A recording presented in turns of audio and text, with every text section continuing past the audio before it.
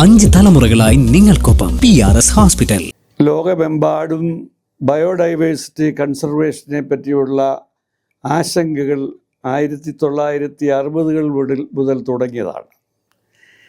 ലോകത്തിലെ ഏറ്റവും 50 മില്യൺ ഇയേഴ്സിൻ്റെ പഴക്കമുള്ള ആമസോൺ റെയിൻ ഫോറസ്റ്റ് ശാസ്ത്രജ്ഞന്മാരുടെ നിരീക്ഷണത്തിലായിരുന്നു 20-ാം നൂറ്റാണ്ടിൽ.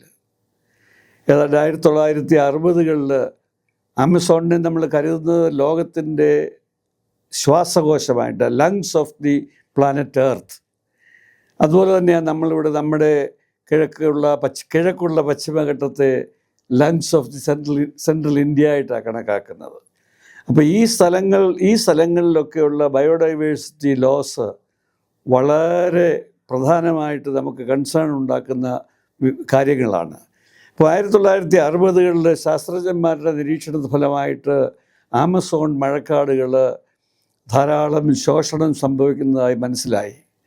അപ്പോൾ ഓർഗനൈസ്ഡായിട്ട് അതുവരെ ഒരു മൂവ്മെൻ്റ് ഇല്ലായിരുന്നു പ്രകൃതി സംരക്ഷിക്കാനും ജൈവ വൈവിധ്യം അല്ലെങ്കിൽ ബയോഡൈവേഴ്സിറ്റി കൺസർവ് ചെയ്യാനും ഒരു പ്രോഗ്രാം ഇല്ലായിരുന്നു. 1972-ലാണ് ആദ്യമായിട്ടൊരു organised movement Stockholm summit, earth summit, പല ലോക നേതാക്കൾ, അന്നത്തെ Indian prime minister Mises Indira Gandhi ഉൾപ്പെടെ സ്റ്റോക്ക്ഹോമിലുള്ള എർത്ത് സമ്മിറ്റ് കൂടി അവർ തീരുമാനിച്ചു. പ്രകൃതിയെ സംരക്ഷിക്കാനായിട്ട് നമ്മളിനിയും റെസ്പോൺസിബിളായിട്ടൊരു മൂവ്മെൻറ്റ് നടത്തിയെങ്കിലേ എല്ലാവരും കൂടി ഒന്നിച്ച്, ഒരു രാജ്യം മാത്രം നിന്നാലൊക്കത്തില്ല, എല്ലാ രാജ്യങ്ങളും ഒന്നിച്ചൊരു മൂവ്മെൻറ്റ് നടത്തണമെന്നുള്ള ധാരണയിൽ സ്റ്റോക്ക്ഹോം എർത്ത് സമ്മിറ്റ് കൂടി. അന്ന് മിസസ് ഗാന്ധി പറയുകയുണ്ടായി, pollution is the biggest enemy of poverty. അപ്പോൾ പോവർട്ടി വരുമ്പോഴാണ് നമ്മൾ ബയോഡൈവേഴ്സിറ്റിയും നാച്ചുറൽ റിസോഴ്സിനെയൊക്കെ ആക്രമിക്കാൻ തുടങ്ങുന്നത്. അപ്പം ഞാൻ നേരത്തെ പറഞ്ഞു 1960-കളിലെ കാര്യം. Biodiversity of the Amazon forest was depleted dramatically. അതിനൊരു ഉദാഹരണം പറഞ്ഞാൽ, അപ്പോൾ സൗത്ത് അമേരിക്കയിലുള്ള ആമസോൺ റെയിൻ ഫോറസ്റ്റ് ഡിപ്ലീറ്റ് ചെയ്യാൻ കാരണം മനുഷ്യൻ്റെ അത്യാഗ്രഹം കൊണ്ടാണ്. എന്നാൽ 1930 തൊട്ടേ ഇന്ത്യയുടെ നമ്മൾ പിൽക്കാലത്ത് രാഷ്ട്രപിതാവായി അംഗീകരിച്ച മഹാത്മാഗാന്ധി പല പ്രസംഗങ്ങളിലും, കേരളത്തിൽ വന്നുള്ള പ്രസംഗങ്ങളിലും അദ്ദേഹത്തിൻ്റെ എൻ്റെ ജീവിതമാണ് എൻ്റെ പ്രിൻസിപ്പിൾ, എൻ്റെ ജീവിതമാണ് എൻ്റെ ആശയങ്ങളെന്ന് പറഞ്ഞ് അദ്ദേഹം പറഞ്ഞു, പ്രകൃതിയെ നമ്മൾ ചൂഷണം ചെയ്യാൻ പാടില്ല, പ്രകൃതിയെ നമ്മൾ നമ്മുടെ ആവശ്യത്തിന് മാത്രം ഉപയോഗിക്കുക. Do not exploit nature for your greed but use nature for your needs. ഒരു പക്ഷേ പിൽക്കാലത്ത് അതായിരിക്കാം യുണൈറ്റഡ് നേഷൻസിൻ്റെ സംഘടിതമായിട്ടുള്ള മൂവ്മെൻറ്റിലും sustainable use of bio resources എന്നൊക്കെ പറഞ്ഞുകൊണ്ട് പുതിയ രീതിയിൽ വന്നത്. അപ്പോൾ ആമസോൺ 1959 അവസാന കാലത്ത് ഒരു പ്രകൃതി ശാസ്ത്രജ്ഞയായിരുന്ന റേച്ചൽ കാഴ്സൺ അമേരിക്കയിൽ പുള്ളിക്കാരി ഒരു പുസ്തകം 1962 രചിച്ചു. നിശബ്ദ വസന്തം എന്ന് മലയാളത്തിൽ ട്രാൻസ്ലേറ്റ് ചെയ്ത Silent Spring. Rachel Carson American വനങ്ങളിലൂടെയൊക്കെ യാത്ര ചെയ്ത് ഒരു നേച്ചർ ഒബ്സർവർ ആയിരുന്നു റേച്ചൽ കാഴ്സൺ. അമേരിക്കൻ ഫോറസ്റ്റിലൂടെയൊക്കെ നടന്നൊക്കെ നോക്കി. പുള്ളിക്കാരി നോക്കിയപ്പോൾ 5 വർഷത്തോളം പുള്ളിക്കാരി നോക്കിയപ്പോൾ സ്പ്രിങ്ങിൽ അവിടെ ബേർഡ്സിൻ്റെ ശബ്ദങ്ങളൊന്നും, കരച്ചിലും ശബ്ദവും പാട്ടും ഒന്നും കേൾക്കുന്നില്ല. അതുകൊണ്ടാണ് ആ നോവലിന് സൈലന്റ് സ്പ്രിംഗ് എന്ന് പേരിട്ടത്. നിശബ്ദ വസന്തം എന്ന് മലയാളത്തിലോ ട്രാൻസ്ലേറ്റ് ചെയ്തിട്ടുമുണ്ട്. അപ്പോൾ പുള്ളിക്കാരി she realise that something is wrong with the environment.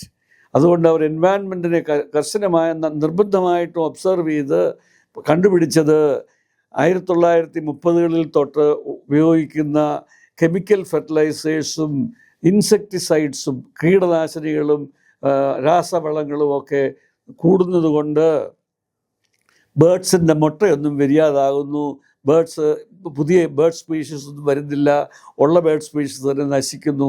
അതിന് സൈലന്റ് സ്പ്രിംഗ് എന്ന് പറഞ്ഞ പുസ്തകം ഷീ ബ്രോട്ട് ഔട്ട്.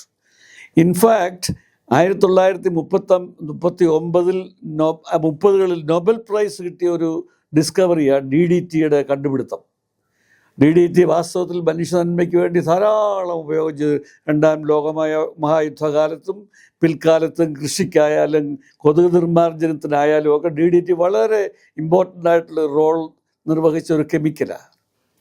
അപ്പോൾ എന്നാലും റേച്ചൽ കാഴ്സൻ്റെ ഒബ്സർവേഷൻ കഴിഞ്ഞു. She after writing this novel she approached the then American president and told him that things are getting out of hand.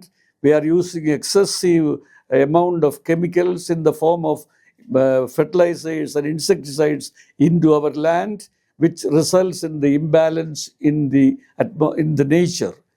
അപ്പോൾ that's an example of pen is mightier than the sword. An American president, that novel persuaded American president to ban DDT by the US FDA, Food and Drug Administration. ഇപ്പോൾ United സ്റ്റേറ്റ്സിൻ്റെ Food and Drug Administration ഒരു chemical ban ചെയ്താൽ അത് ലോകം മുഴുവൻ ban ചെയ്തതിന് ഇക്വലൻ്റാണ്.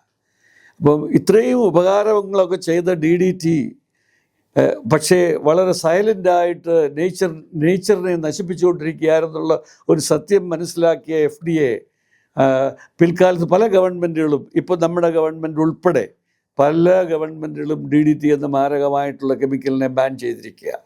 അപ്പോൾ ഇപ്പോൾ ഇപ്പോഴത്തെ ഒരു കണക്കനുസരിച്ച് ഏകദേശം 80,000 കെമിക്കൽസ് അറ്റ്മോസ്ഫിയറിലോട്ട് നമ്മൾ ഓരോ കാര്യത്തിൽ ഉപയോഗിച്ചതിന് ശേഷം വിടുന്നുണ്ട്. അപ്പോൾ ഇതെല്ലാം നമ്മുടെ ബയോഡൈവേഴ്സിറ്റി അല്ലെങ്കിൽ ബയോ റിസോഴ്സസിലാണ് മെർജ് ചെയ്യുന്നത്. അപ്പോൾ 1972 ആദ്യമായിട്ട് യുണൈറ്റഡ് നേഷൻസിൻ്റെ ആഭിമുഖ്യത്തിൽ ഓർഗനൈസ്ഡായിട്ട് എൻവയൺമെൻറ്റ് പ്രൊട്ടക്ഷനും ബയോഡൈവേഴ്സിറ്റി കൺസർവേഷനും വേണ്ടി ഒരു മൂവ്മെൻറ്റ് ഗവൺമെൻറ് തലത്തിൽ നടന്ന, അതാണ് Stockholm summit. Mises Indira Gandhi attend ചെയ്തു.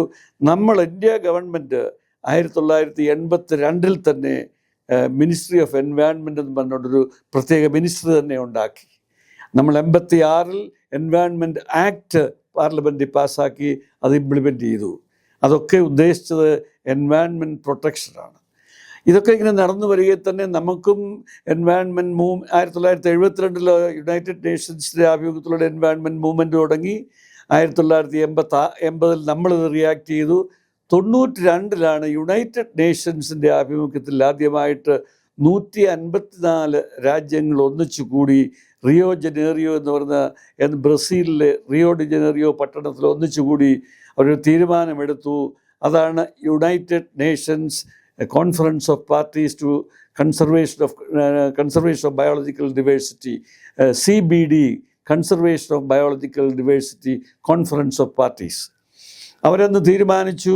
ആ 154 രാഷ്ട്രങ്ങൾ അന്ന് പങ്കെടുത്തെങ്കിൽ ഇന്ന് 184 ഏകദേശം 190 രാഷ്ട്രങ്ങൾ അതിനകത്ത് ഒപ്പുവെച്ച് അതിൻ്റെ പാർട്ട്നേഴ്സാണ്, കോൺഫറൻസ് ഓഫ് പാർട്ടീസാണ്. ഇന്ത്യ ഗവൺമെൻറ്റും ആ കോൺഫറൻസ് ഓഫ് പാർട്ടീസിലെ പാർട്ടിയായിരുന്നു. നമ്മൾ 93 തന്നെ ആ എഗ്രിമെൻറ്റ് സൈൻ ചെയ്തു.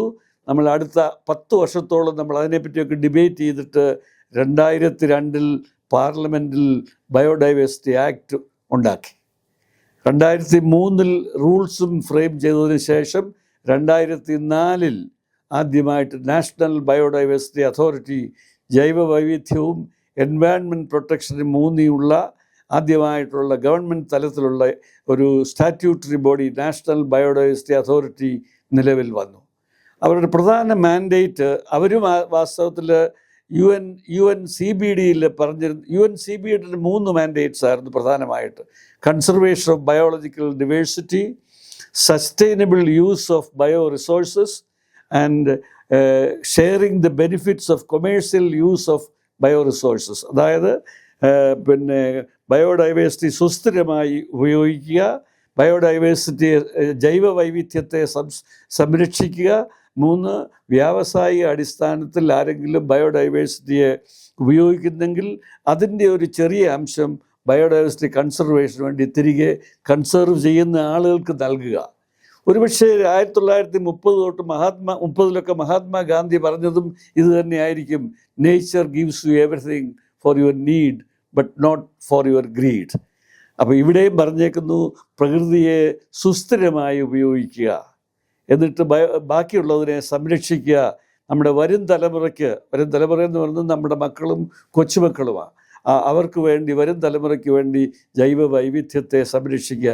എന്തുകൊണ്ടെന്നാൽ ജീവൻ നിലനിൽക്കണമെങ്കിൽ ഏറ്റവും പ്രധാനമായിട്ട് വേണ്ടി 3 ഘടകങ്ങളാണ്: ശുദ്ധമായിട്ടുള്ള വായു, ശുദ്ധമായിട്ടുള്ള വെള്ളം, ശുദ്ധമായിട്ടുള്ള ആഹാരം.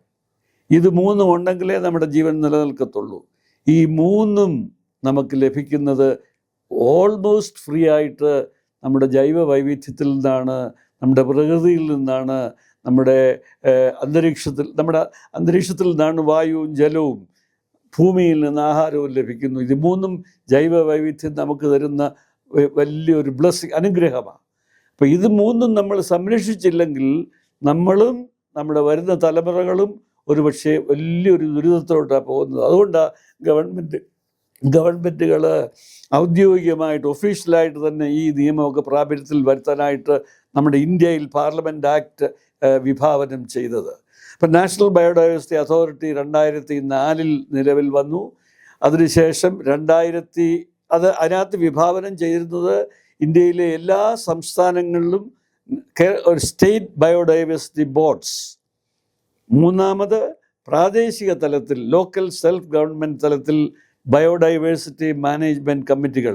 ബിക്കോസ് ബയോഡൈവേഴ്സിറ്റിയും പ്രകൃതിയെയും സംരക്ഷിക്കേണ്ടത് ലോക്കൽ ലെവലിലാണ്.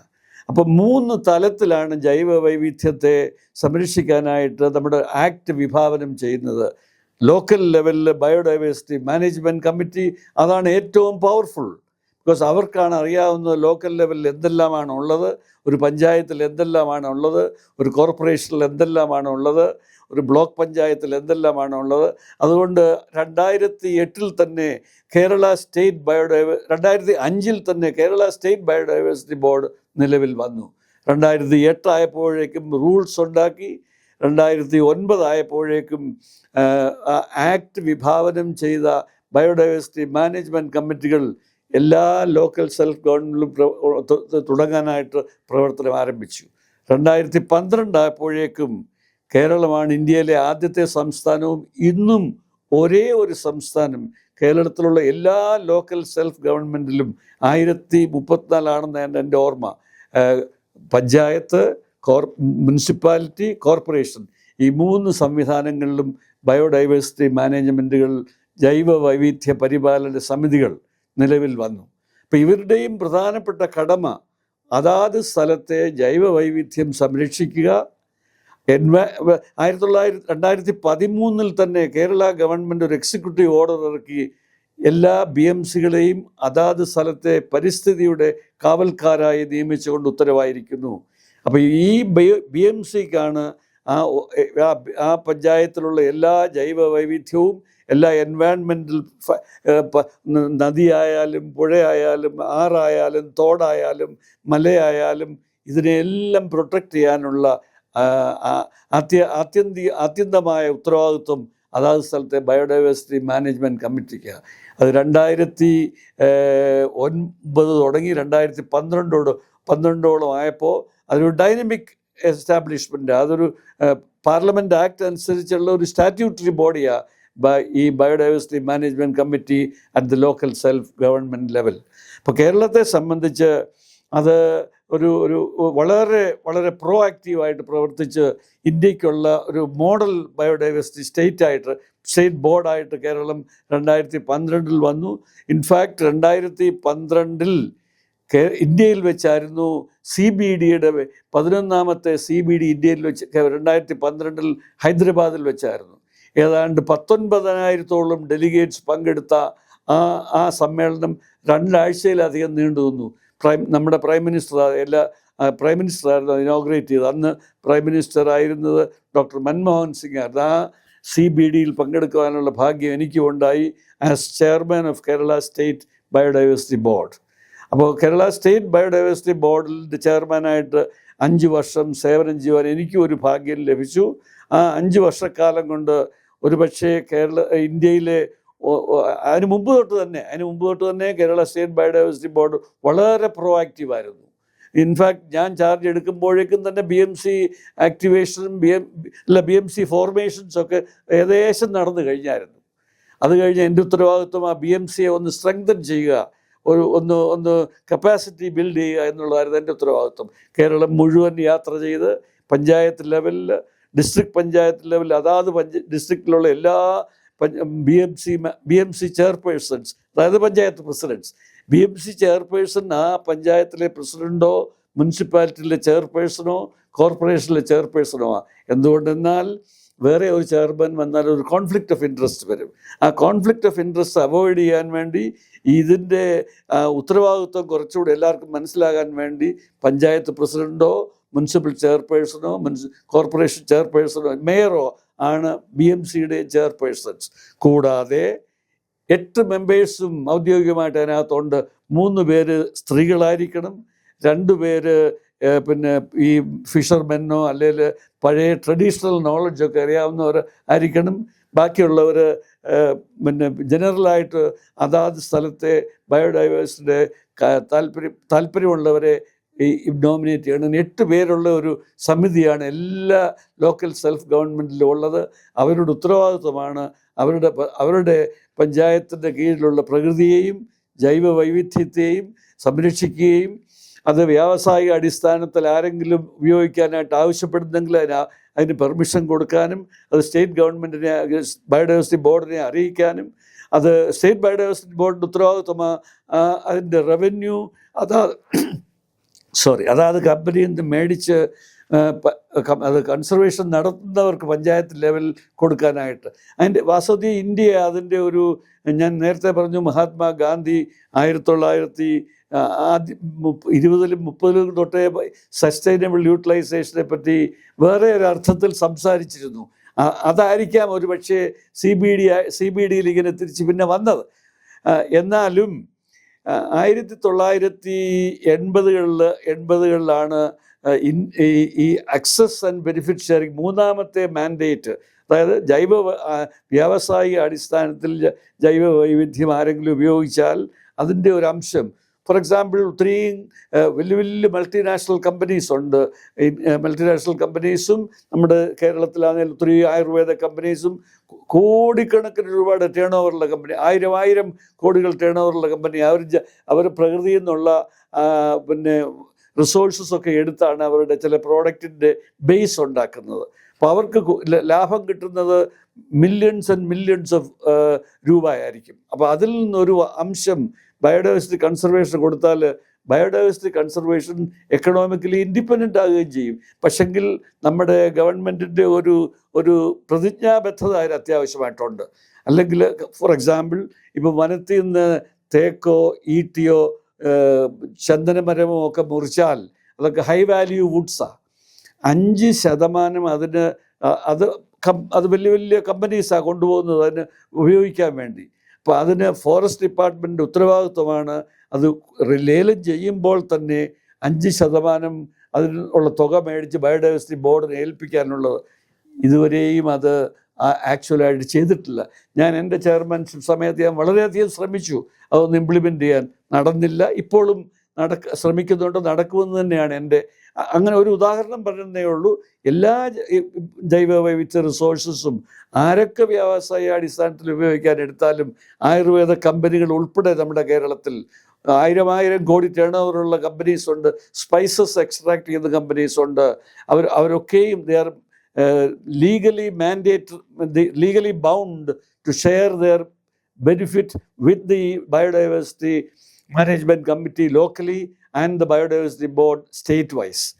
അപ്പോൾ അങ്ങനെ ജൈവ വൈവിധ്യം സംരക്ഷിക്കുന്നത് നമ്മുടെ എല്ലാ സിറ്റിസൺസിൻ്റെയും, ഈ ബയോഡൈവേഴ്സിറ്റി മാനേജ്മെൻറ്റ് കമ്മിറ്റിയെ സഹായിക്കേണ്ടത് അതാത് സ്ഥലത്തുള്ള കോളേജുകളുടെയും യൂണിവേഴ്സിറ്റി ഡിപ്പാർട്ട്മെൻറ്റ്സിൻ്റെയും ഒക്കെ ഒരു ഇൻഡയറക്റ്റ് റെസ്പോൺസിബിലിറ്റി കൂടെ.